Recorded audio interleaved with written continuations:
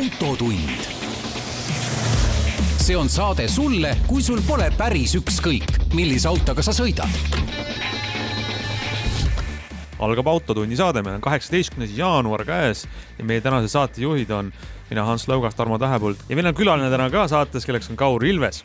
Millest me täna räägime? Vaatame üle meie Eesti autojuhti puudutavad uudised viimasest nädalast. Esimeseks võib-olla kindlasti see, et kes tahtis tasuta parkida tasulise parkimise alas, see võib nüüd hirmu tunda. Ja hirmu võib tunda ka see, kes näeb endale varsti lähenemas uut 7. seeria BMW-d. See on tõesti hirmus. Veel üks uus sõiduk võiks varsti läheneda meile, uus Toyota Supra. Ja on selgunud eelmise aasta kasutatud autode top, mis eestlastele meeldib. Aga saate teises poolest, räägime natuke pikemalt sõitmisest. Eestis kõige põnevamate teeoludega ajal, nagu praegu on, ja räägime sõitmisest mõnes soemas Lõuna-Euroopa riigis, kus tuleb just Tarmo ja räägib uuest Kia Proceedist.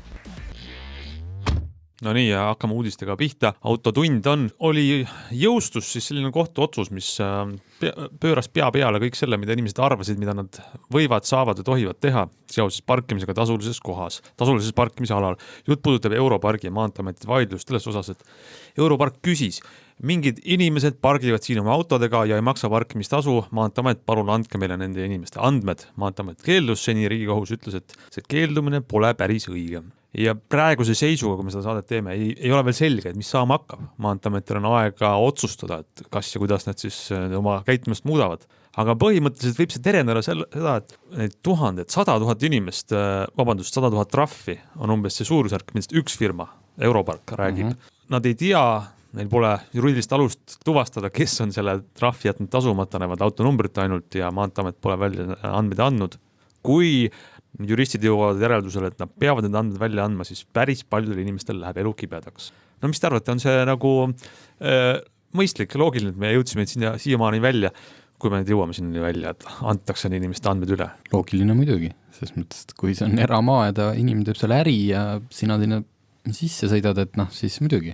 Alati võid vaidlustada selle, et kas see märk oli tähistatud ja nii, aga ma millegipärast arvan, et 100 000 trahvist enamik on sellised ikkagi, et teati, et ollakse selle Europargi ära. Et meelega lastakse üle? Selles mõttes trahvi võisid sa saada kogemata. Mina olen ka saanud kogemata trahve, ma tean, sina oled saanud kogemata. Just, kas sa paned vale tsooni, kas sa unustad ära, sa arvad, et sa oled 15 minuti pärast tagasi, kõik need sajad hädad, et inimesed ei tee seda pahatahtlikult, aga siis see maksmata jätmine on juba selline sisemise eetika küsimus, et sa ju tead, et Maanteeamet seda, või see Europark sult seda seaduslikus mõttes esitada ei saa sulle seda nõuet.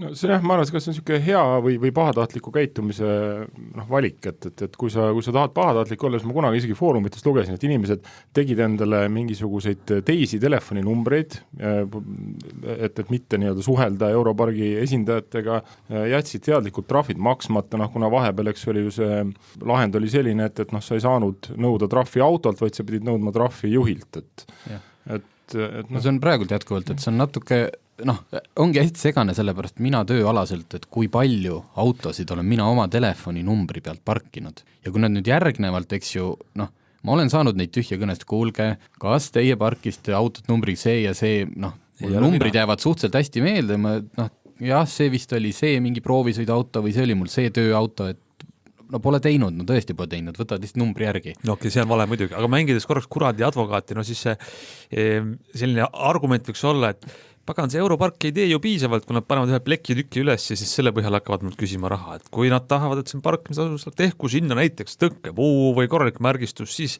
keegi ei saa seda valesti kasutada ja keegi ei saa ka öelda, et näed, et firma pole märkinud ära, kus on tasulise parkimise ala. Kunagi olid ju Tallinnaski need kohad, kus märgiti, et siin auto parkimine on 1000 eeki vist oli, 1000 krooni kord või midagi.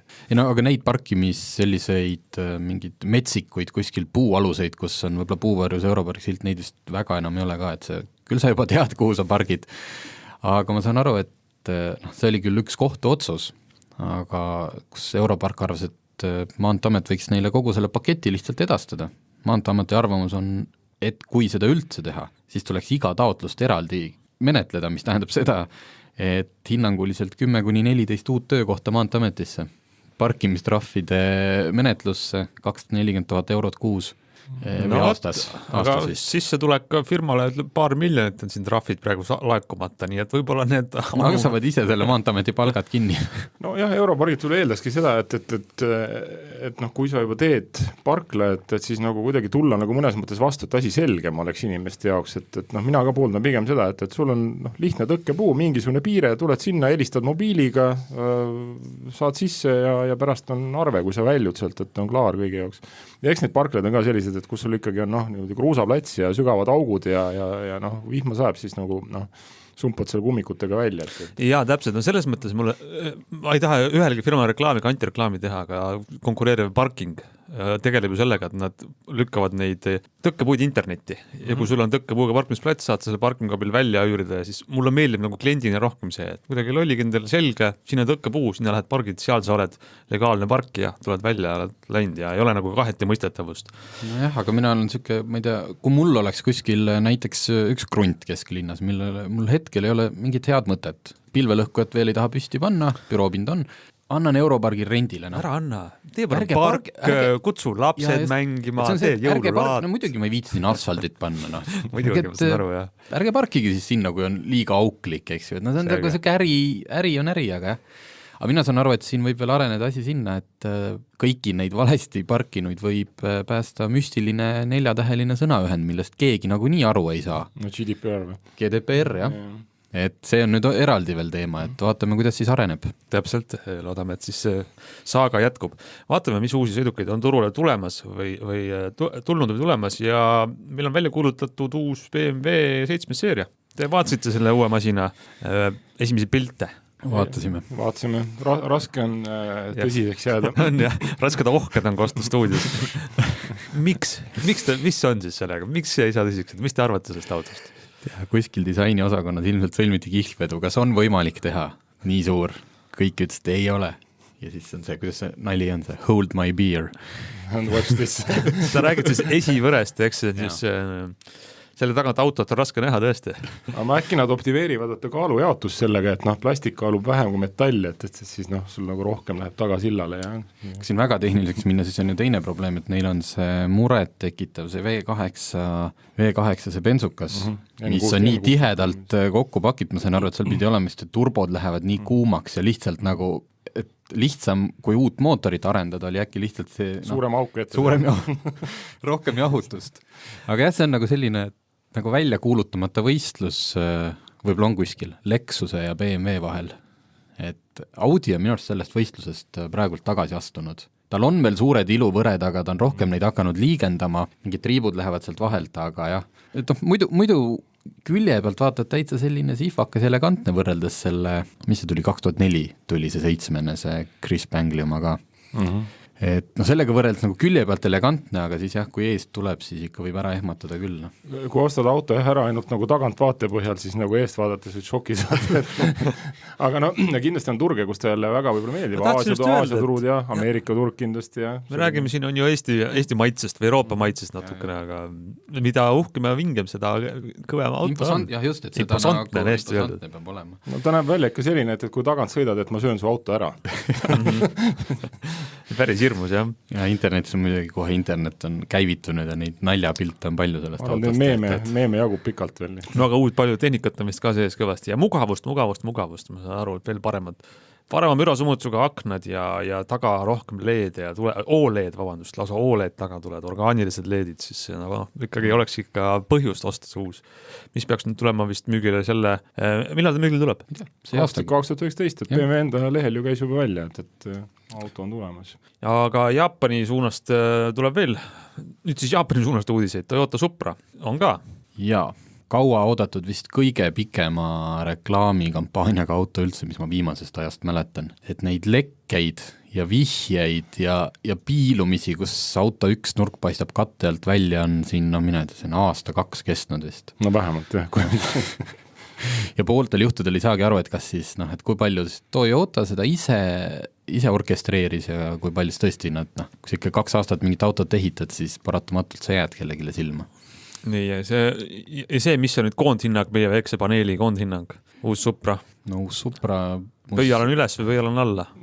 Kindlasti üles. Igal juhul üles. Ja, et no ma lugesin natuke tausta selle Supra sünniloo kohta, et iseenesest ju ta sündis tandemis BMW Z4-ga ja suure tõenäosusega, kui seda ühisprojekti ei oleks tehtud, ei oleks kumbagi autot sündinud, ei oleks tulnud ei Z4-ga ega Suprat. Esmapilgul juba tundus selline kummaline kooslus, et nii-öelda Toyota ja BMW paneksid leivad kuidagi ühte kappi sportauto tootmisel, aga miks mitte, kui hakkad mõtlema näiteks ka nagu turusegmendi põhiselt, need autod omavahel väga ilmselt ei konkureeri, et Supral on oma lojaalne järgijaskond ja ka BMW, ütleme, Z-mudelitel on oma lojaalne järgijaskond ja miks mitte natuke kasutada seda ärilist võimendust ära, et mingi osa juppe jagad ja samas sellised unikaalse välimuse saad ikkagi autole anda ja pluss ka mida ma lugesin Supra kohta, et nad eristavad seda autot BMW-st väga palju ka sõiduomaduste tõttu, et kogu esisilla näiteks geomeetria, nii palju kui see vähegi võimalik on tehtud teistsuguseks kui Z4-l. Kõlab põnevalt, jah, et ootame ikkagi siis nagu pakkumisi InShape'ilt ja Toyotalt, et võrdlustestiks. Jah. Ikka kuidas kohalikel, alati tuleb see, kuidas kohalikel teedel. Kohalikud kasu meil sellest, et kuskil autobaanil või siis Inglise B-roadidel me tahame teada, kuidas siin on. Absoluutselt. Ja ka jah, legend on tagasi ja selles mõttes pettuma ei pidanud, et esiveoliseks ei tehtud ja mikroturbomootorid ka sisse ei pandud, et mootorid on vägevad jah, sest ta ju baseerub sellele BMW Reas 6 turbomootorile. Toyota vist tõmbas natuke lühema kõrre, et kui BMW ta saab 335 hobujõudu, BMW tippmudel see 382 äkki. Ja. Aga nagu need Jaapani insenerid vihjasid, et siis hea tahtmise korral saab sinna sisse istutada selle legendaarse 2 JZ mootori. Ja selle algse originaal Supra oma, mis on hästi väga tuunitav, mida me kõik on näinud sealt. 1000 hobujõudu vist kuidagi sealt tuleb välja, aga see on selline pigem vist ma arvan nagu inimeste võib-olla ootuste tõstmiseks, sest praktiliselt kuidas see mootor sinna sisse istub ja mis ta elektroonika tegema hakkab ja nii edasi.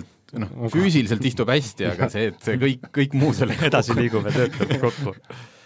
No selge, siis on ühesõnaga Supra ootused vähemalt kõrged selles osas, et saaks sinna rooli teha lõpuks. Meie ootame väikest pausi ja siis tuleme tagasi. Autotund. No nii, lähme autotunniga edasi, autotunni uudistega edasi.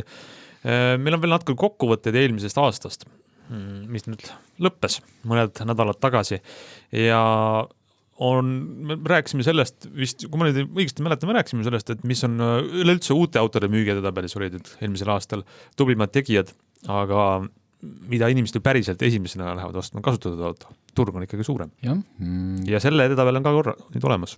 Ja tuleb kahjuks või ütleme, uudissaate formaadi mõttes kahjuks seal sellised mingid põhja panevaid üllatusi ei ole, et esiteks on see statistika pärineb siis Auto24 müügiportaalist ja müügiks, ühesõnaga see hind, mida inimesed küsivad auto eest, on võrreldes siis üle-eelmise aastaga tõusnud 600 eurot, et kui varasemalt oli see keskmine hind, mida küsiti 8300 ühe auto eest, siis nüüd oli 8900 eurot. Ja mediaanhind, mis tähendab seda, et pooled nendest on odavamad, pooled kallimad, et on 5200 pealt 5600 peale kasvanud, et pooled autod, seal on korraga müügis, kui me võtame sõiduautod, jätame veokid eest kõrvale, oli vist äkki tavaliselt mingi 22-24 000 autot on müügis. Mis tähendab seda siis, et pooled on nendest vähem kui 5600 ja pooled rohkem. No hind kasvab, see on auto müüjal alati hea uudis, et turg näitab vähemalt tõusvaid hindu. Jah, ja et kuulutused, mida on lisatud portaali, nende hulgas on esi5 on väga selgelt ainult Saksamaa. See on Eesti tänavalegi vaatad, saad ju aru, et seal, kus need autod tulevad ja mis on. No see on tegelikult täiesti loogiline. No mitmendal kohal Passat on? Passat on esimesel. BMW 5 seeria 2, Audi A6 3, BMW 3 seerias 4 ja Audi A4 5. Väga igav ikka. Ja ongi loogiline ju, et uue auto, et kui see on hind 20-30 000, et Toyotad, Hondad lähed sa ostad uuena poest ja kahjuks BMW-d ja Audit ei kõik tahavad, aga osta ei jõua ja siis ootad see 3-4 aastat ära. Ja siis selle kohta me rääkisime siin ühes eelnevas saates, et mis see siis tähendab. Kui sa ostad omale 5 aastat vana näiteks 5 seeria BMW, mil läbisõit, kui ta Saksamaalt tuleb, ilus uus auto, üks 200 000 ikka võiks olla. Ta võib olla ka 80 000, aga siis ma kardan, te olete petta saanud. no või sa pead maksma ikkagi oluliselt teistsuguse hinnavahe on ju tegelikult ongi, Saksamaal sa võid osta ka 100 000 sõitnud auto ja siis võtad selle 200 000 hinnavahe on kuskil 30-40% kasutatud autodel. Ja siis on see 200 000, et see auto võib olla isegi väga hästi hooldatud ja kõik, aga noh, mis liigub, see kulub ja kui sa lähed sellega sinna teenindusse ja hakkad neid juppe, mis on kulunud, pluss siis need, mis võivad ootamatult tulla vahetama, siis noh. Aga vähemalt sa oled selle BMW oma. Lõpuks ja need hetked, kui sa ei pea maksma ja niimoodi on see väga hea, selles mõttes ega siin ju midagi öelda, ma ka tahan.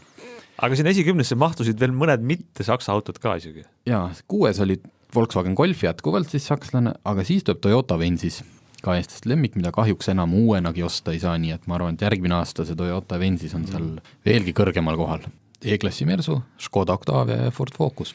Üllatavalt Škodani ikkagi maas on seal, aga noh, võiks eeldada siis, et kui me see oli 2018 aasta statistika, siis nende Škodade puhul tuleks vaadata, kui palju nende müük oli 2013 uutena, eks, et siis see on nagu võib-olla loogiline vaadata, et kas sul liisinguperiood on läbi ja kui palju ta jõuab järelturule. No päris palju tuuakse ka vaata Saksamaalt neid autosid, et aga ei teagi, mis see nagu reaalne põhjus on, et miks ikkagi Tarmo, kui siin arutasin, et miks ikkagi see Saksa premium-klassi masinad on kasutatud autode müügi tipus ja miks neid nii-öelda üritatakse elus hoida sinna, ma ei tea, 400-500 000 kilomeetrini, et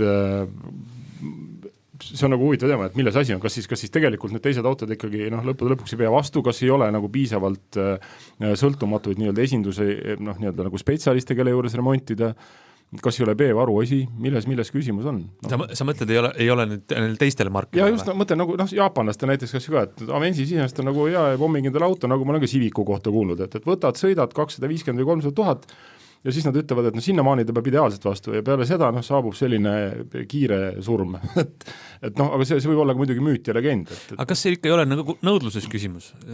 Ehk siis, ja nõudlus tuleneb auto brändist, automaaniast või mingi ostja mingisugusest mentaliteedist. Ma tahan seda Saksa premium marki, mida ma jõuan osta alles siis, kui ta on ikkagi päris palju läbi sõitnud juba. Aga võib-olla on ka hulk inimesi, kes tahavad osta hästi praktilise Aasia auto, aga neid on nii vähe, et see ei jõua kuskile edetabletesse ja neid...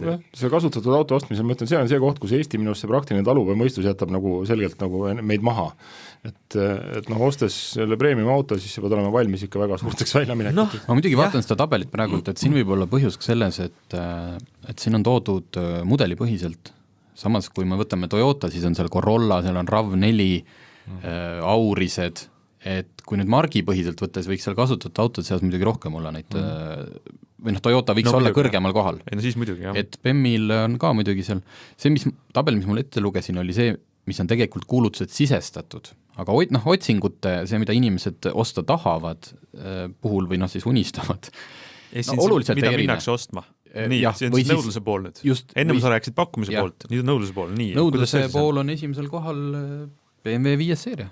Täiesti aru saada, et see on jällegi, et see ei tarvitse kohe kõik ostma minna, aga kõik nagu nihelevad, tahaks vaadata. Üsnagi klapib praegu pakkumisega. Nii. Järgmine Audi A6. Jälle klapib. Volkswagen Passat. Jälle klapib. 3. seeria. Klapib. E-klass, Audi A4. Ja siis tuleb pakkumises ei olnud, aga otsingus on BMW X5. Tahaks ikka seda X5 ka, siis tahaks ikka päris. Mulle meeldib see, et seal linnamaasturid ei olnud seal nimekirjas eriti. Ei. Ühtegi peal X5 ei olegi ühtegi, jah. Fantastika, see on. Ehk siis keegi ei müü kasutatud linnamaasturit ja keegi ei taha osta ka. Vähemalt top 10 just. Ei tea, jah. Turg paneb ise paika. Eks ta nii ole ja ma hakkasin sinu talupoja mõistuse repliigi peale mõtlema, et tead, ei jäta, see ongi talupoja mõistus, kui sa tahad olla naabri talumehest parem. Sa tahad, temal on BMW ja tahad endale ka seda X5 või 5. seeriat, see ongi Eesti talupoja mõistus. Sellise mõttega lähme siit nüüd pausile ja pärast seda räägime pikematest teemadest. Autotund.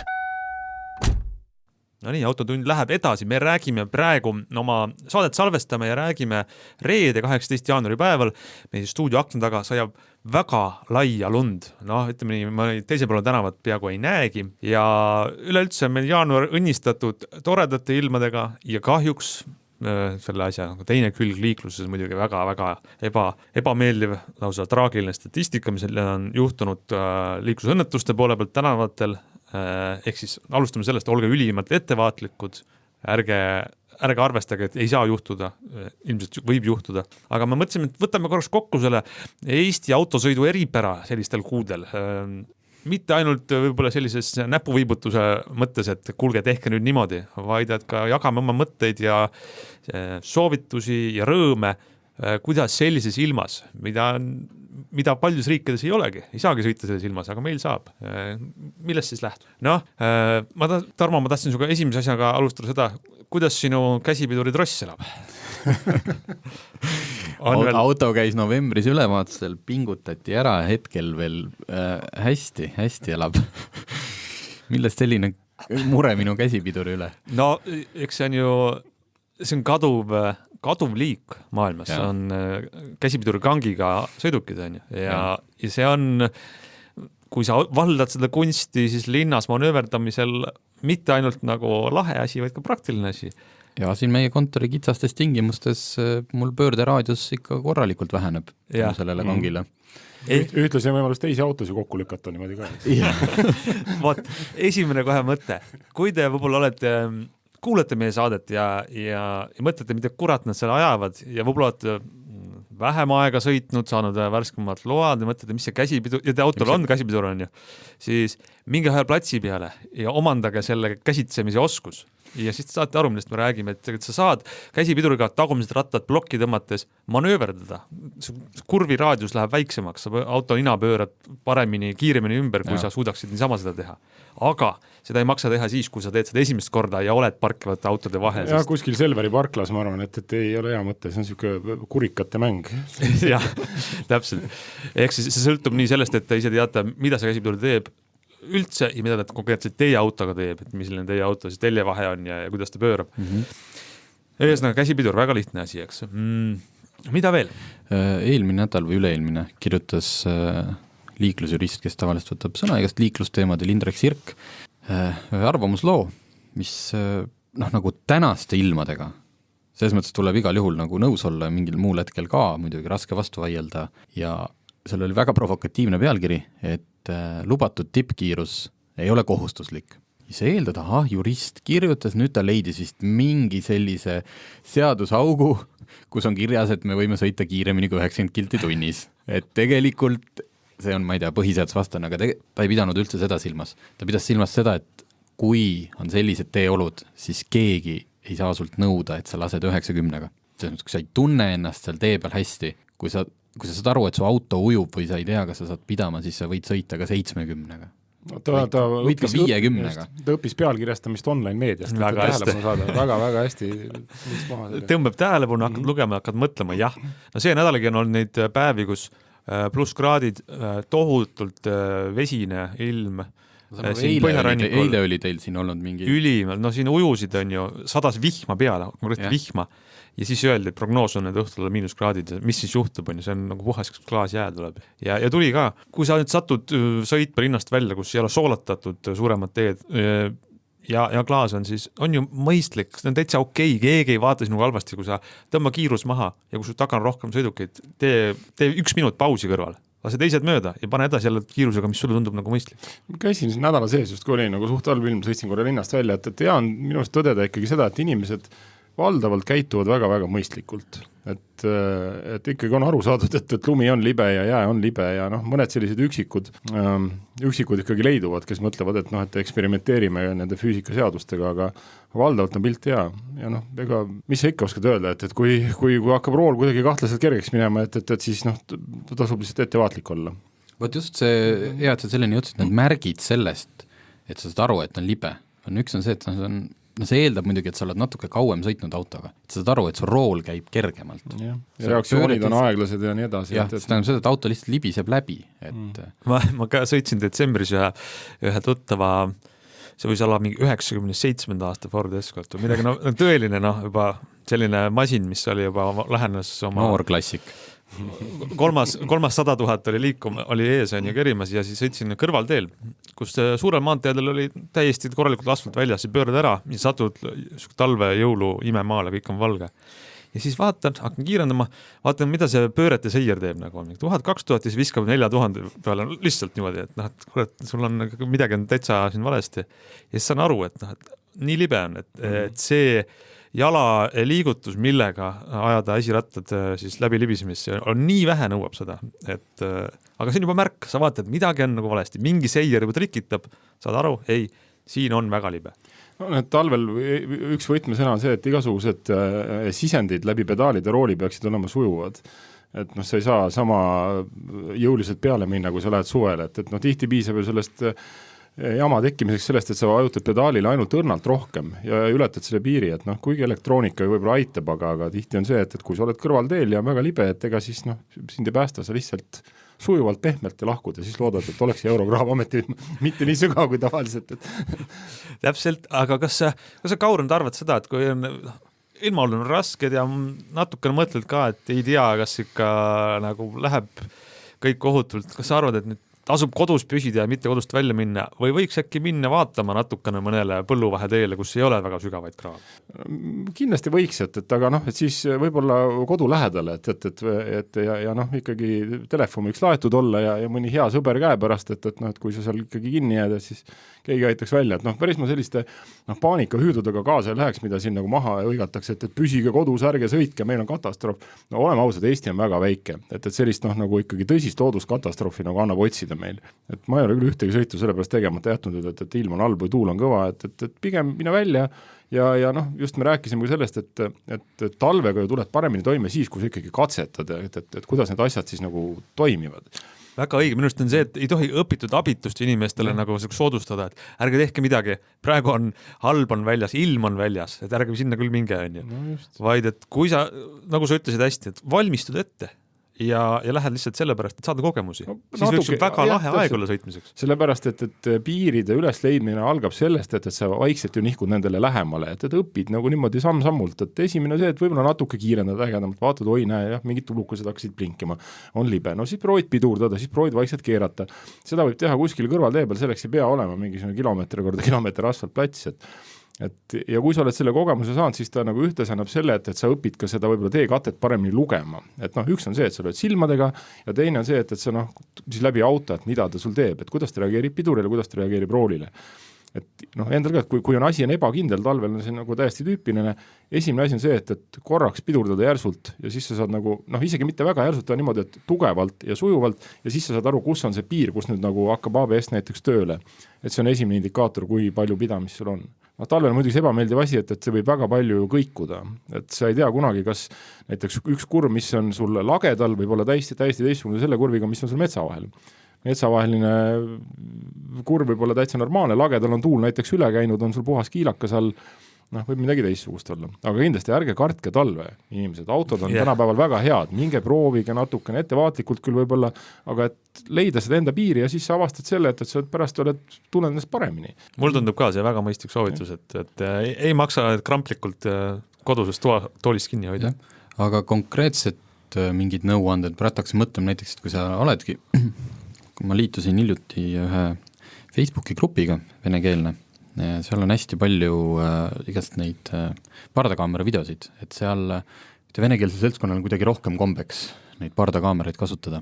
Ja paar päris huvitavat asja on viimastel päevadel silma jäänud, on just see sama, kuidas tehakse mingi lollakas manööver ja siis on peale jäänud see, kuidas ta tegelikult lõpuks, noh see juht pääseb tänu sellele, et ta pidurdab äärekivisse.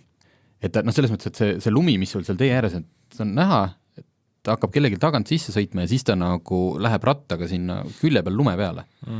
Et noh, see on ilmselt üks asi, et kui te näete, et pidur on põhja ja mitte midagi ei juhtu, et siis parem ohverdage see üks ratas või velg ja võib-olla isegi sellega ei juhtu midagi, kui see, et te sõidate kellegile nagu tagant täiega sisse. No see ongi see klassikaline asi, mida ma kunagi kirjutasin, et kui sul on valiku võimalus, kas põrgata kokku teise autoga või mingisuguse muu liikumatu objektiga või sõita kraavi, et siis pigem alati vali nagu see kõik muu välja arvatud teine auto. Et mul on endaga juhtunud seda kunagi autoga, millel ei olnud veel ABS-i pidureid, no pidureid ei ole, no sorry, nagu veoauto tagumik läheneb ja siis sa lihtsalt validki teadlikult nagu selle kas parema või vasaku tee külje vastavalt sellele, kus oled ja noh, seekord jäin hange kinni, mis oli väga hea.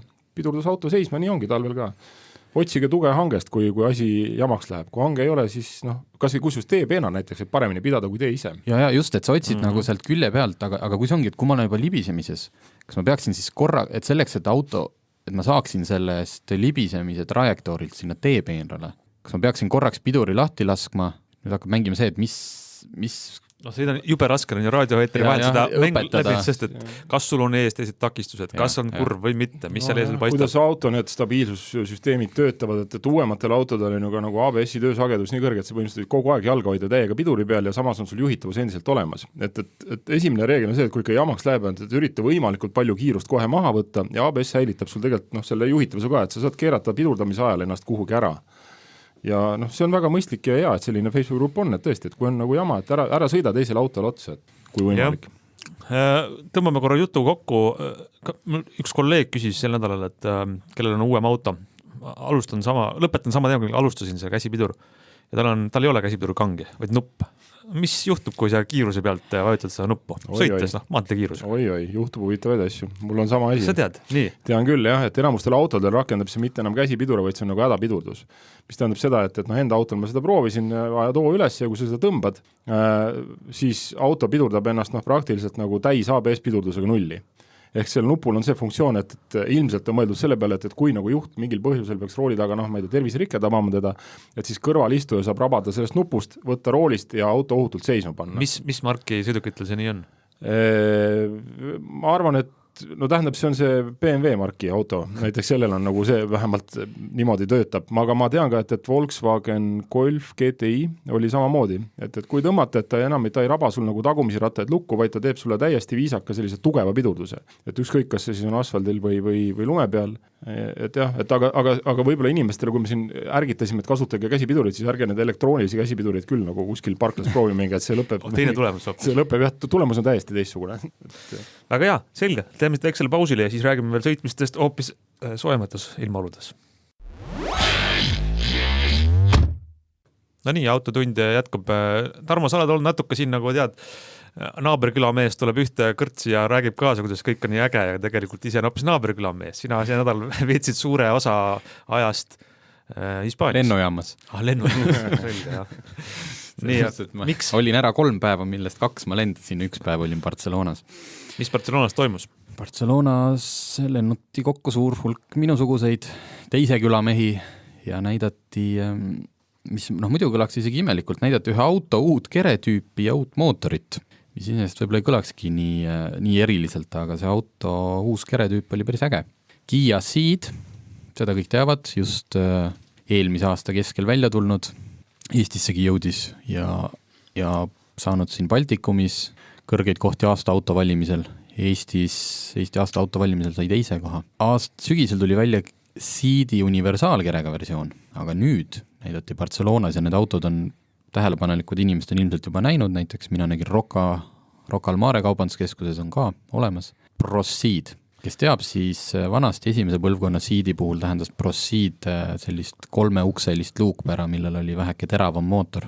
Siis kuna Euroopas enam mitte keegi ei taha 3-ukselisi luukpärasid, kõik firmad võtavad neid oma sellest valikust ära, siis sai Proceedi nime endale uus populaarne keretüüp, milleks on Sport Brake.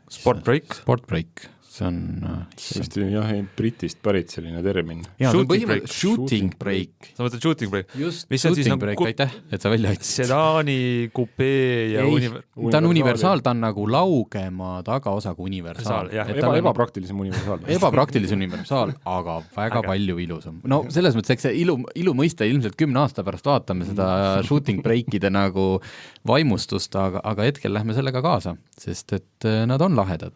See pakub sellisele, kuidas ma ütlen, pereinimesele, kes siin aegalt ikkagi peab selle lapse vankri toppima ja mingid kelgud ja asjad, võimaluse sõita ka natukene sellise sportlikuma ja ägedama asjaga. Ja mitte ainult seda keretüüpi ei näidatud, vaid Ceedi saab nüüd siis ka kumba nüüd siis saab? Kas Ceedi või Pro-Ceedi? Ma räägin, saab ka, ma kasutan Ceedi üldises mõistes, saab nüüd ka natuke kangema mootoriga, mis on sellisel tasemel nagu kunagi ammu olid sportlikud luukpärad, ehk siis 204 hobujõuline mootor. Aga kas Ceedi ka saab, aga mitte Eestis. Et Eestisse hetkel neid 200 hobujõuliseid Ceede ei tule, küll aga Pro-Ceede. Et kui sa tahad kiiret Kiat, siis sa pead vaatama seda Pro-Ceedi. Või siis Tingerit, eks. Kui sa tahad väga palju kiiremat Kiat, siis jaa, et no kui erinev see nüüd on, ma võtsin ette täitsa Kiia enda Eesti lehel kõrvuti pildid, miks on siis see Ceed SV, Station Wagon, Universaal ja Pro Ceed. Ta on ikka täiesti erinev. Täiesti, võib-olla seda sõna ma ei kasutaks. Aga see ma nüüd jõuan selleni, et ma olen tagasihoidlik inimene, seal oli pressikonverents ja seal oli palju asjapulki ja no tead ikka, kui sa paned näiteks Unico Balticum inimesi pressikonverentsile pärast küsid, kas kellelgi küsimusi ka on, siis õhk on paksu vaikust täis, aga lihtsalt, et kas nad ise või kas keegi, kui nad said selle tagumise otsa valmis, kas keegi ei näinud, et see on ju Panamera, see on ju Porsche Panamera 1-1 lihtsalt väiksem ja kelle tähelepanu ma selle juhtisin pärast mitmed, ei suutnudki enam seal muud näha kui Panamerat, mis ei ole halb selles mõttes, et see Panamera, eriti selle sportturismo, tagaosa on päris kihvt, ma räägin siis tuledest eelkõige, siuke keskelt läheb triip ja külje peal on sellised ovaalsed tagatuled ja see laugeb ära, et minust on väga naljakas igatahes see sarnasus. See on hea, et sa olid koha peal ja seda oma kogemust, oma silmadega nähtud kogemust jagad, sest piltide järgi tundub see Proceed ikka palju, mis see sõna on nagu, pontsakas, aga said sõita ka, on äge auto või?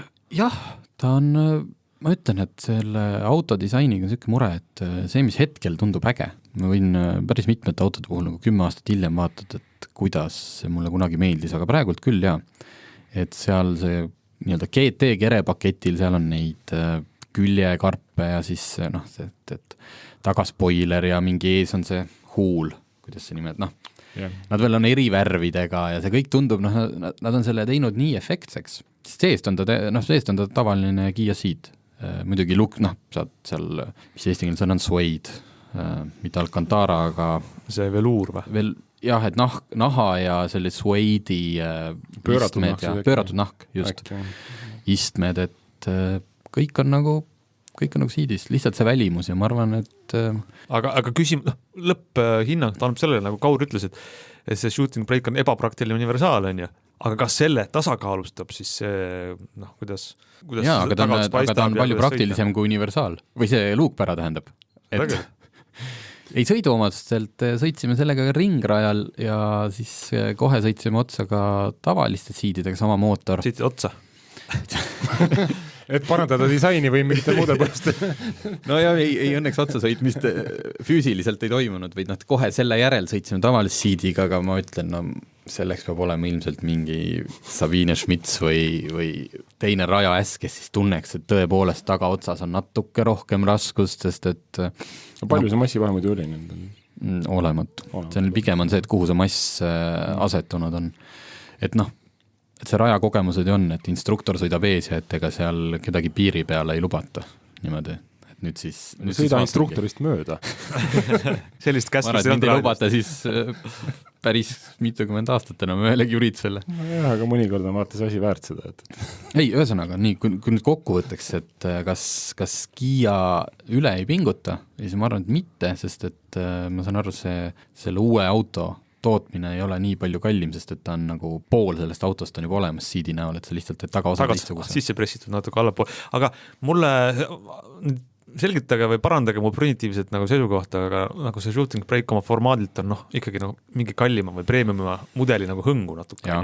See kui auto keretüüp on ju.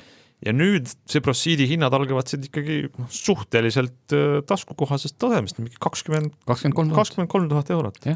Kas see on kõige soodsam shooting break, mis meil on Eestis saada praegu? Põhimõtteliselt küll, jah. See on hea küsimus, tõenäoliselt on. Shooting breakide osas ma tahtsingi öelda, et pigem niimoodi kõrvalt vaadates mulle väga shooting breakid meeldivad. Sellepärast, et just nagu Tarmo ütles ka, et ta annab seda natuke niisugust visuaalset särtsuvat linnapilti.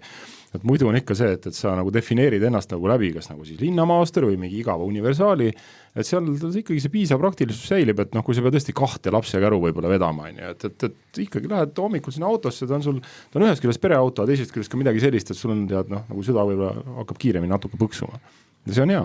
Et sa saad erineda, sa saad osta nüüd, selles mõttes, kuidas meie põlvkond või siis meie vanust inimesed on saanud jälgida, kuidas on toimunud ühe nagu autofirma areng, kes tuli siin 90 lõpus 2000 alguses mingite selliste õudustega üritas turule tulla, mille sellest vastupidavuse ja legendist või ühesõnaga taagast saigi Kiia lahti ainult tänu sellele, et nad tegid oma 7-aastase garantii.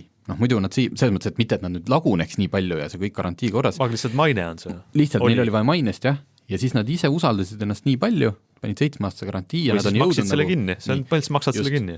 Siis aastaid olid need autod, alguses olid nad koledad ja siis olid need lihtsalt ilmetud. Ja nüüd on Kiia astunud selle järgmise sammu, et ta on nagu saanud oma autod vastupidavaks, nad on väga hea hinnaga ja nüüd nad on hakanud minema ka selle poole, et nad oleks nagu atraktiivsed, ihaldusväärsed, jah, et see, et ma saan minna Kiia poodi osta omale, eks ma saan Stingeri osta, mis on äge sportauto, ma saan osta omale selle Proceedi, mis on ilus selline igapäevaauto, pereauto, aga ma olen suga nõus ja see on väga äge samm vaade. on veel tegemata. Ja mis see on? See on minu enda isiklik, mille pärast põhimõtteliselt ei pannud ka mina Stingerit aasta auto selline esimese koha peale.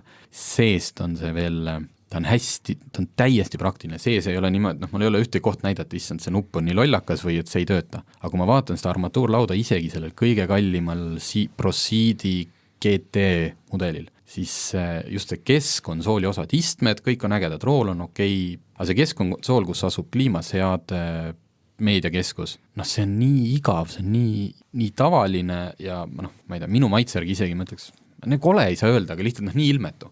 Et kui ma vaatan eriti seda Proceedi sinisena, kuidas seal Barcelonas kõik säras, läikis, ma eeldaks mingit, et ma teen nüüd ukse lahti ja mul, ma istun sinna samamoodi sisse ja tunnen ennast nagu nii hästi, siis seda veel ei ole.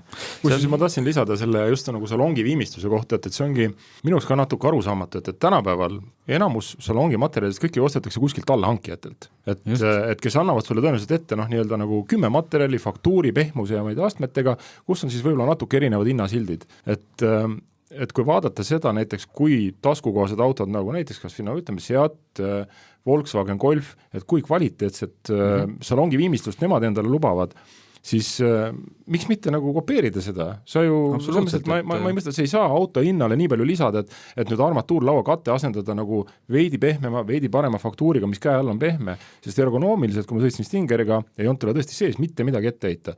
Nupud olid õige koha peal, liikused mõnusalt, kõik nendes oli tekkinud selline tunne.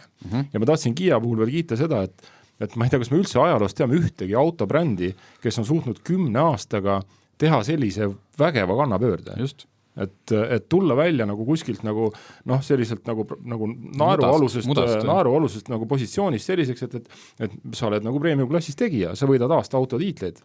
Ma olen teiega nõus, väga kihvt on jälgida seda, kuidas ta redelil ülespoole roni. Ja ilmselt ma arvan, et see salong on järgmine samm, et disainis on oma keel leitud, isikupära, silmapaistvus ja nüüd on see, et salongis võib-olla mõned nagu sellised materjalid natuke nagu pehmemaks, paremini katsutavaks saada. Ja mida seal pressikal näidati suurte slaididega, kuidas et disainitud Euroopas, arendatud Euroopas, tehas on Euroopas, et põhimõtteliselt nagu lõigati läbi kõik sidemed selle Aasia poolega.